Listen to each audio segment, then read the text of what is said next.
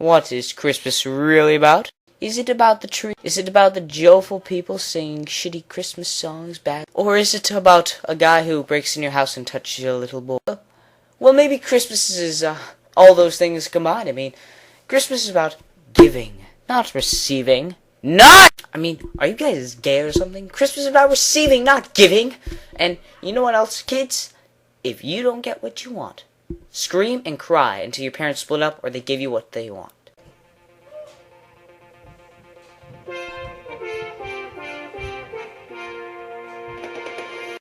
So, is everyone having a happy Christmas Eve? Get everything you want? Oh wait, it's not the 25th yet. I cracked myself up. Okay, that was a gay joke. Sorry you had to hear that, guys. But you know, I'm going to tell you a creepy and scary holiday tale that depicts the video game industry that almost wasn't. We all know what this is, don't we? Come on. The video game crash of 1983. Now let me just get my book. Okay, here we go. Here it is. The video game crash of 1983. First off, why did the crash happen? I mean, everyone thinks it was just Pac-Man and E.T., but they weren't. They were the cherry on top. First off, in 1982, there were just a lot of systems. Let's go over how many there were. We had the 2600, the god-awful 5200, the Astrocade, ColecoVision, Gemini, Arcadia 2001, Channel F, Odyssey 2. Not to mention that there were a lot of games coming out that particular year for each of those systems. Not to mention that they were actually very bad. Could not hold any more than they had.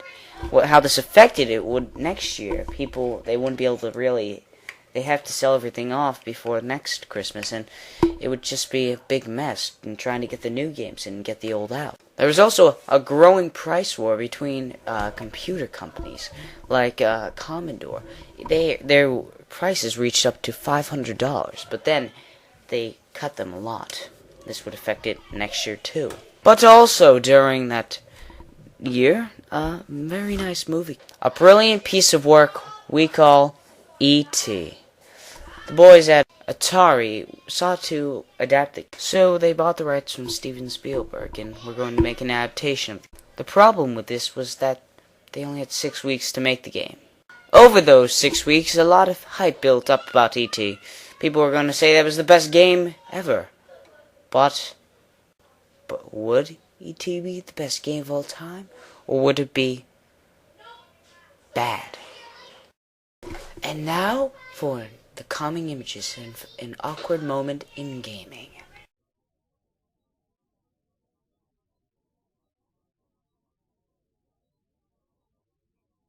Boxers getting blown. That was an awkward moment in gaming. And now, back to the show. When Christmas of 1982 came, children of games rushed downstairs to open their game presents. One of those gifts was most likely E.T. with the Atari 2600. This is what they found when they put the game in. Now, I'm actually playing this on emulator, and I have to, record with Hypercam and shit because, I can't get the recorder to work. Anyway, that's supposed to be Forest, and that little thing's supposed to be E.T. Now, for a Atari game, the graphics are pretty bad. And those things right there are supposed to be wells. And that's supposed to be like candy and such. And, it's like, you have like special powers in certain things or something like that. Basically, what you have to do, the object of the game is to, find a phone. No, build pieces to a phone. How original is that? A phone. Get it? E.T. phone home? I mean, sometimes you can't even get out wells. I almost had, I was so lucky. I've seen people, do this and try and get out, but they can't get out of the wells. It's and those little dots are supposed to be candy, and every step you take, that's that little number under there, next to the 3 is, supposed to be, how much time or something like that, or auction, or I don't know. Either way, if you, you run out, you die. And, if you know what to do, it's actually pretty easy, but for a little kid, They don't even tell you. It's like, it's not cool. Basically, they screwed up in this game so badly because they only had 6 weeks to make it. And children were very, very angry because they thought it was going to be a good game, and it sucked.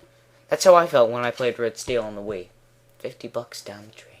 Oh, look at this. Look at this. Is Pac-Man on the Atari. And as you can see, not all the ghosts, they look like they're like blinking, so it's hard to see them. The mazes are like, that doesn't include any of the original mazes. The graphics were even bad for the time. The music, if you could hear it, it was very annoying. And also, the graphics are so bad, and it's just a huge disappointment. Kids who got this during Christmas were pretty angry too. And I really want to stop playing this. I really feel like very depressed, and sometimes you feel like when playing these games that you just want to, kill yourself. Or maybe not kill yourself, but I want to cut myself because I'm playing this game. That's how much I hate it. I had to shut it off. So, how would this affect 1983? Well, 1982, children were disappointed. They didn't like the games. Parents were probably poor because they had to spend so much. Just kidding. And game stores were overstocked. 1983 comes. Shit hits the fan. Anyway, what happened was game stores were overstocked. No one was buying them. People just didn't like it. So, how did this affect the game industry itself? First off, Magnavox and Coleco went out of business. Also, Imagic went out too. So those three right there. So would the US game market ever recover? Stay tuned to find out. This week's poll is, what is worse, E.T. or Pac-Man? Please comment. Continuing where we left off, in 1985, Nintendo brought the NES to America. In 86, the Master System was brought by Sega. This reignited a game rivalry, which really set off the sales and pushed for a better game. Sega pushed for CDs and made a CD console. So Nintendo teamed up with Sony, and then Nintendo double-crossed. So if Nintendo never teamed with Sony and pissed them off, then they would have never made the PlayStation. And if they never made the PlayStation, there would be no PlayStation 2. And if PlayStation 2 never existed, it would have killed off the Dreamcast. And the Dreamcast's death helped greatly for Microsoft's jump into the game business. So Nintendo is the reason why there are modern game systems today.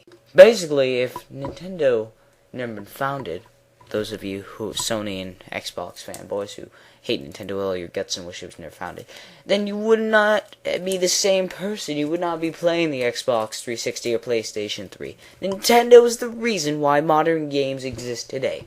So, Merry Christmas, mofos, and a Happy New Year.